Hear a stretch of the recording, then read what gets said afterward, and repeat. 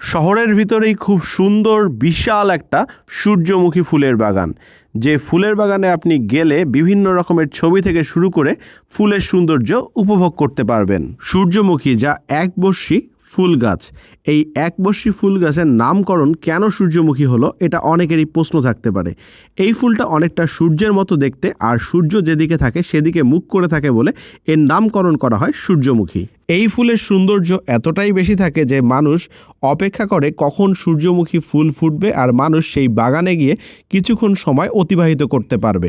তাই আমিও আজকের ভিডিওতে আপনাদেরকে সূর্যমুখী বাগানের খোঁজ দিয়ে দিচ্ছি, যেখানে গেলে আপনারা সূর্যমুখী বাগানের পাশাপাশি দুইটা ঘোড়াও দেখতে পারবেন। এই ঘোড়া দুটো কিন্তু দেখতে অনেক সুন্দর।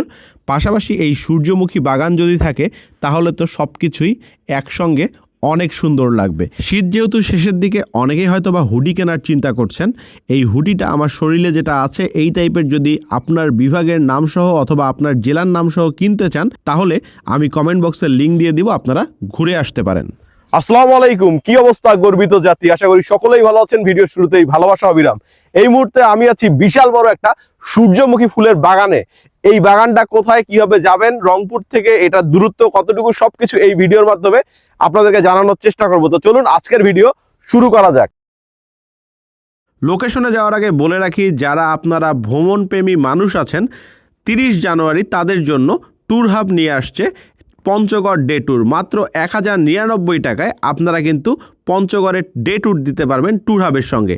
এখানে আপনারা 2 বেলা খাওয়া দাওয়া থেকে শুরু করে বিভিন্ন স্পট ঘুরে দেখার সুযোগ পাবেন মাত্র 1099 টাকায়। তো দেরি না করে এখনই বুকিং করে ফেলুন ট্যুর হাবে। আমি এখন যে সূর্যমুখী বাগানটাতে আছি, এটা রংপুর শহরের ভিতরে অবস্থিত। রংপুর শহর থেকে আপনি কিভাবে এখানে যাবেন, প্রথমে আপনি চলে যাবেন রংপুর শহরের দর্শনা মোড়ে। দর্শনা মোড় থেকে চলে যাবেন ভুরারঘাট নামক ব্রিজে। এই ভুরারঘাট নামক ব্রিজে গেলেই দেখতে পারবেন পালিচরা রোড। এই পালিচরা রোডে আপনি চলে যাবেন তিস্তা ইউনিভার্সিটির নিজস্ব ক্যাম্পাসে, যেখানে গিয়ে আপনি এই বাগানটা খুঁজে পাবেন। তবে যেহেতু এটা ইউনিভার্সিটির নিজস্ব ক্যাম্পাস, তো এখানে যাওয়ার আগে অবশ্যই অনুমতি নিয়ে যাওয়ার চেষ্টা করবেন। আর আমাদের সমস্যা হলো, আমরা সূর্যমুখী বাগান বা সরিষা বাগান যেখানেই যাই ফুল ছিঁড়ে ফুল নষ্ট করি, এতে করে কিন্তু কৃষকদের ক্ষতির সম্মুখীন আমরা করে ফেলি। তো এই জিনিসটা মাথায় রাখবেন, আপনার দ্বারা যেন কোনো ফুল নষ্ট না হয়। খুব সুন্দরভাবে দেখে ঘুরে চলে আসতে পারেন। ভিডিওটা ভালো লাগলে লাইক, শেয়ার, কমেন্ট করে দিবেন। পেজে নতুন হলে পেজটা ফলো করবেন। ইউটিউব চ্যানেল থেকে দেখলে সাবস্ক্রাইব মাস্ট।